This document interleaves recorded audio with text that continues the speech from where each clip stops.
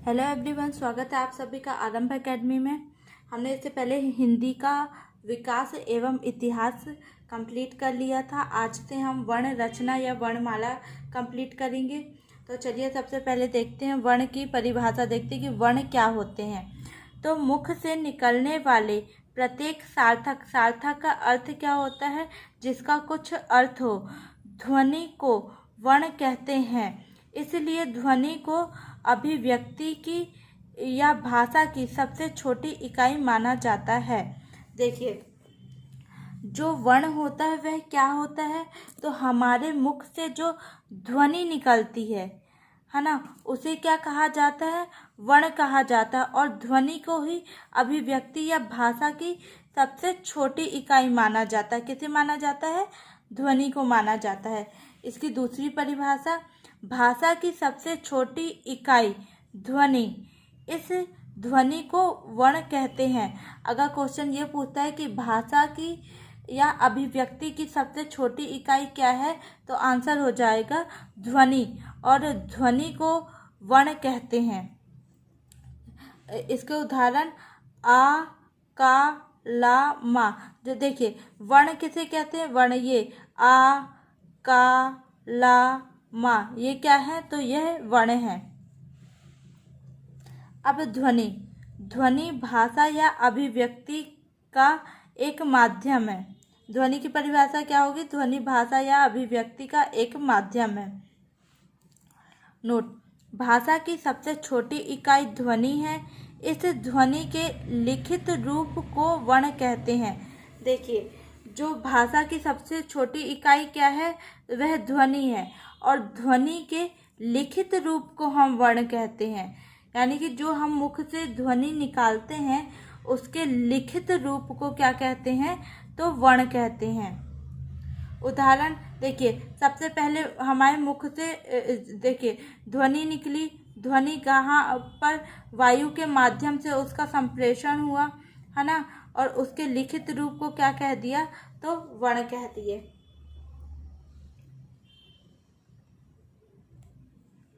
अब शब्द, शब्द क्या? हमने वर्ण देख लिया कि भाषा की सबसे छोटी इकाई ध्वनि, और इस ध्वनि के लिखित रूप को वर्ण कहते हैं। अब हम शब्द देखेंगे। शब्द, वर्णों के सार्थक मेल को शब्द कहते हैं। हमने क्या देखा था? ध्वनि के लिखित रूप को वर्ण कहते हैं, और फिर वर्ण के सार्थक मेल को शब्द कहते हैं। यानी कि जो आ, का, ला, खा, ये क्या है? वर्ण है, और इनके सार्थक मेल को क्या कह देंगे? तो शब्द कह देंगे। इसका उदाहरण फा प्लस ला। देखिए, फा क्या है? तो फा एक वर्ण है। ला क्या है? तो ला एक वर्ण है। जब हम फा धन ला, फा और ला को मिला देते हैं तो यह क्या बन जाता है? यह एक शब्द बन जाता है, फल। ऐसे ही जा प्लस ला, जा क्या है? एक वर्ण है। ला भी एक वर्ण है, और जब ये मिल जाएगा तो यह जल। जल जिसका एक सार्थक, क्या बोला? सार्थक, यानी कि जिसका कुछ अर्थ हो। तो जल का अर्थ होता है ना। इसी प्रकार माँ भी एक वर्ण है, गा भी वर्ण है, और रा यह भी एक वर्ण है। जब हम ये तीनों को मिला देंगे तो क्या बन जाएगा? मगर बन जाएगा, है ना। तो शब्द की परिभाषा क्या हो गई? वर्णों के सार्थक मेल को शब्द कहते हैं। जब हम वर्णों को मिला देंगे तो उसे शब्द कहेंगे। देखिए, हमने वर्ण देख लिया कि ध्वनि के लिखित रूप को वर्ण कहते हैं। शब्द वर्णों के सार्थक मेल को शब्द कहते हैं। अब हम क्या देखेंगे? हम वाक्य क्या है? तो शब्दों के सार्थक मेल को वाक्य कहते हैं। यानी कि वर्ण जो था वह ध्वनि का लिखित रूप था, शब्द जो था वह वर्णों का सार्थक मेल था, और जो वाक्य है वह किसका मेल है? तो वह शब्दों का सार्थक मेल जो है वह क्या कहलाता है? तो वह वाक्य कहलाता है। इसका उदाहरण डर मत। डर क्या है? डर, अगर हम डर बस लेंगे तो डर एक शब्द हो जाएगा, लेकिन डर मत यह पूरा क्या हो गया? वाक्य हो गया। ऐसे ही यहाँ नल, नल बस अगर हम लेंगे तो नल क्या हो जाएगा, नल एक शब्द है, लेकिन हमने जब नल पर चल तो यह पूरा एक वाक्य हो गया। इसका एक क्या लिखा है, सार्थक। सार्थक यानी जिसका कोई अर्थ हो। डर मत नल पर चल, इसका एक अर्थ होता है कि नल पर चल। अमन घर चल, अमन अगर हम बस लेते तो ये अमन बस यहाँ शब्द है, लेकिन यह अमन घर पर चल यह पूरा वाक्य हो गया। देखिए, सबसे छोटी इकाई ध्वनि है ना, ध्वनि के लिखित रूप को वर्ण कहते हैं। वर्ण के बाद शब्द, शब्दों का मेल वाक्य कहलाता है। वर्णों का मेल शब्द, शब्द का मेल वाक्य कहलाता है। अब पद क्या होता है ना, वर्णों के सार्थक मेल को शब्द कहते हैं, परंतु जब वही शब्द वाक्यों में प्रयोग हो जाता है तो उसे पद कहते हैं। अब देखिए, पद क्या होता है, हम जब वर्णों के सार्थक मेल करते हैं तो उसे हम शब्द कहते हैं, पर जब वही शब्द वाक्य में प्रयोग हो जाता है तो उसे क्या कह देते हैं, अगर जो शब्द है वह वाक्य में प्रयोग हो जाएगा तो उसे पद कहते हैं। उदाहरण, मगर। मगर क्या है, तो मगर एक शब्द है, लेकिन मगर पानी में रहता है, यह वाक्य में प्रयोग हो गया तो इसे हमने क्या कह दिया, पद कह दिया। राम बहुत ही सुशील है। देखो, जैसे राम, राम क्या है, एक शब्द है, लेकिन यहाँ सुशील उसके बारे में बता रहा है ना, तो राम बहुत ही सुशील है, तो यह कैसा हो गया, यह पूरा शब्द पद हो गया। पूरा वाक्य क्या हो गया, पद हो गया, क्योंकि यह वाक्य में प्रयोग हो गया है। आगे, अब पद बंध क्या होता है, पदों से बंधी हुई संरचना जो एक ही इकाई का कार्य करे पद बंध कहलाते हैं। उदाहरण देखिए, जैसे दशरथ राजा राम, ये जो दशरथ राजा राम है, ये दशरथ राजा राम ये अलग अलग है, लेकिन ये यहाँ हम ये तो नहीं बोल सकते सिर्फ दशरथ, हमने क्या, दशरथ राजा राम, यह एक किस में बंधा हुआ है, यह एक पद में बंधा हुआ है। दशरथ राजा राम यह एक पद में बंधा हुआ है ना।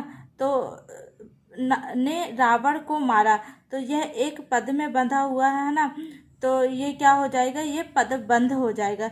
इसी तरह पवन पुत्र वीर हनुमान, तो ये हनुमान अलग है, वीर अलग, और पवन पुत्र ये हम अलग अलग तो नहीं पढ़ सकते, हम तो यही तीनों चीज़ अलग अलग हैं, लेकिन हम अलग अलग नहीं पढ़ते। कैसे पढ़ते, पवन पुत्र वीर हनुमान, तो यह क्या हो जाएगा, यह एक पदबंध है, इसलिए इसको क्या कहेंगे, इसे पदबंध कहते हैं ना। इसमें जो पवन पुत्र है यह भी एक पद है, वीर भी पद है और हनुमान भी एक पद है, लेकिन ये तीनों एक ही वाक्य में बंधे हुए हैं, इसलिए इन्हें क्या बोलेंगे, पदबंध कहेंगे। अब देखिए, भाषा की सबसे छोटी मौखिक इकाई ध्वनि। देखिए, अगर क्वेश्चन पूछता है कि भाषा की सबसे छोटी इकाई है ना, इकाई या मौखिक इकाई क्या है, तो उसका आंसर क्या हो जाएगा, ध्वनि हो जाएगा। लेकिन अगर क्वेश्चन बनता है भाषा की सबसे छोटी लिखित इकाई, क्या लिखित आ जाए, तो इसका आंसर क्या हो जाएगा, वर्ण हो जाएगा। अब भाषा की सबसे छोटी इकाई अंग है ना, क्या हो जाएगा, वर्ण। अगर पूछता है कि भाषा की सबसे छोटी मौखिक इकाई, तो उसका आंसर हो जाएगा ध्वनि। भाषा की सबसे छोटी लिखित इकाई, उसका आंसर हो जाएगा वर्ण। और भाषा की सबसे छोटी इकाई या अंग, तो क्या हो जाएगा, वर्ण हो जाएगा। अर्थ के आधार पर भाषा की सबसे छोटी इकाई, अब यहाँ क्या बोल दिए, यहाँ अब अर्थ के आधार पर पूछा है। मौखिक आधार पर सबसे छोटी इकाई भाषा की ध्वनि पढ़े हमने, लिखित आधार पर वर्ण पढ़े हैं, भाषा की सबसे छोटी इकाई वर्ण पढ़े हैं, लेकिन अब यहाँ अर्थ के आधार पर भाषा की सबसे छोटी इकाई पूछा है तो वह शब्द हो जाएगा। अब भाव या भावार्थ के आधार पर, यहाँ भाव और भावार्थ आ गया, के आधार पर भाषा की सबसे छोटी इकाई क्या है, तो वाक्य हो जाएगा।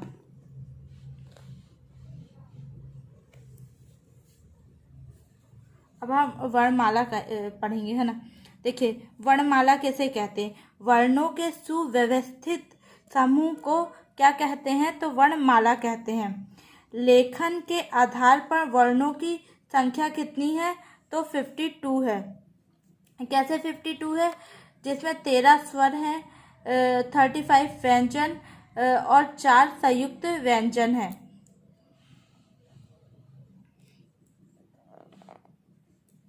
देखिए, अब क्या पढ़ेंगे? वर्णों के प्रकार।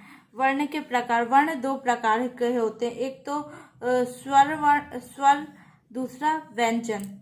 सबसे पहले स्वर देखेंगे। स्वर की परिभाषा: स्वतंत्र रूप से उच्चारित किए जाने वाले वर्ण को स्वर कहते हैं। मूल भाषा में स्वरों की कुल संख्या 13 है ना। देखिए, स्वर किसे कहते हैं? जिसे हम स्वतंत्र रूप से उच्चारित करते हैं, जिसे उच्चारित करने में किसी प्रकार की बाधा नहीं आती, उसे क्या बोलते हैं? उसे स्वर बोलते हैं। देखिए, मूल भाषा में स्वरों की कुल संख्या कितनी है? 13। वैसे अगर स्वरों की संख्या पूछेगा तो 11 है। अगर क्वेश्चन में पूछता है मूल स्वरों की संख्या कितनी है, तो तब आंसर हमारा 13 होगा। नहीं तो अगर स्वरों की संख्या कुल पूछेगा तो 11 होगी। अब मूल भाषा में स्वरों की कुल संख्या 13 कैसे हो जाएगी? आ ई उ ऋषि ए ओ अम आहा। यानी कि 1 2 3 4 5 6 7 8 9 10 11 12 13, है ना। ये क्या हो गया? तो ये हमारे मूल स्वर हैं, है ना। लेकिन स्वरों में हम अम और आहा को नहीं गिनते हैं। अम और आहा को आयोगवाह ध्वनि कहते हैं। इसीलिए स्वरों की कुल संख्या कितनी मानते हैं? तो 11 मानते हैं। और मूल भाषा में स्वरों की संख्या 13 मानते हैं। उसमें अम और आहा को भी स्वर में गिना जाता है। और स्वरों में ये सिर्फ अ तक आता है। आ ई उ ऋषि ए ओ, है ना। अब नोट: अम और आहा आयोगवाह ध्वनियों का प्रयोग केवल स्वरों के साथ होता है। देखिए, जो आयोगवाह ध्वनियां हैं अम और आहा, इनका जो प्रयोग है केवल स्वरों के साथ होता है, व्यंजन के साथ नहीं होता है। अब स्वरों का वर्गीकरण और स्वरों का प्रकार। स्वरों का वर्गीकरण या स्वरों का प्रकार हम देखेंगे। सबसे पहले हम देखेंगे मात्रा या उच्चारण में लगने वाले समय के आधार पर, है ना। ये कितने प्रकार के होते हैं? तो यह 3 प्रकार के होते हैं। सबसे पहला ह्रस्व स्वर, जिसे लघु, छोटा, एक मात्रिक या मूल स्वर कहते हैं।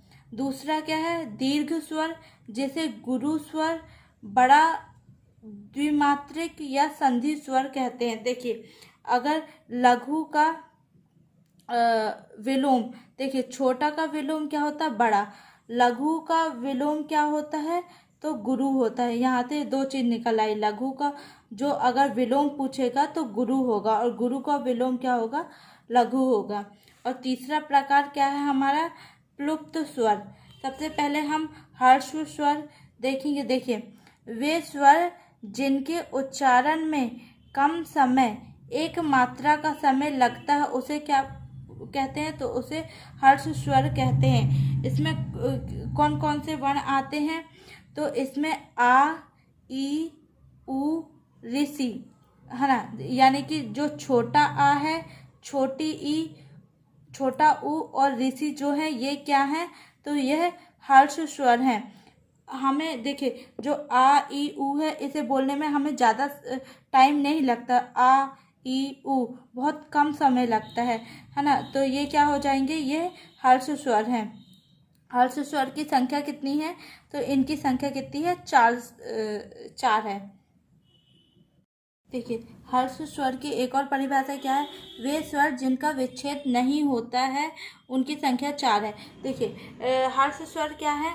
ह्रस्व स्वर जो है उनका विच्छेद नहीं होता है, उनकी संख्या कितनी है? तो 4 है। आ, छोटा आ, छोटी ई, छोटा उ और ऋषि जो है यह जो है हर्ष स्वर में आता है और इनका विच्छेद नहीं होता है ना। अगर पेपर में पूछेगा कि वे कितने स्वर हैं जिनका विच्छेद नहीं होता, तो उनकी संख्या 4 है।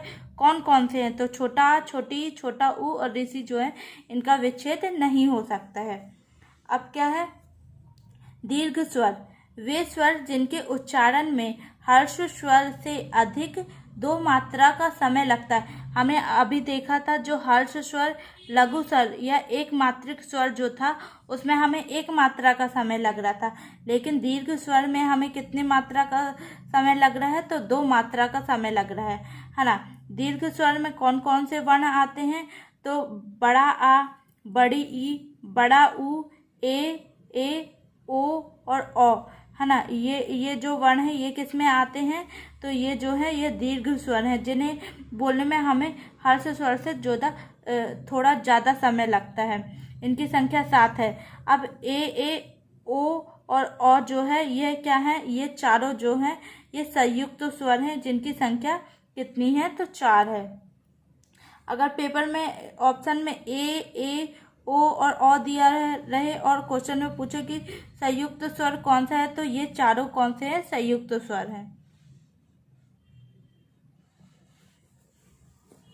अब प्लुप्त स्वर वे स्वर जिनके उच्चारण में दीर्घ स्वर से अधिक का समय लगता है और इनकी मात्रा नहीं लिखी जाती है। अच्छा, जो प्लुप्त स्वर होते हैं उसकी मात्रा नहीं लिखी जाती है। इनका प्रयोग कहाँ होता है? इसका प्रयोग सदैव दीर्घ स्वर के पश्चात ही होता है।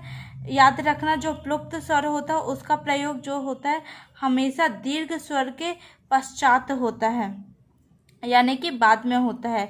दूसरा, किसी को पुकारते या बुलाते समय या नाटकों के संवाद में होता है। गायन शैली के संवाद में भी इसका प्रयोग होता है ना। प्लुप्त स्वर का उदाहरण क्या है? तो आ क्या है? एक प्लुप्त स्वर भी है, यह एक दीर्घ स्वर भी है और प्लुप्त स्वर भी है। आज का वीडियो हम यहीं समाप्त करते हैं। अगर आपको वीडियो अच्छा लगा हो तो वीडियो को लाइक करिएगा, चैनल को सब्सक्राइब करिएगा। और आज का वीडियो देखने के लिए धन्यवाद। आगे हम अगले लेक्चर में पढ़ेंगे।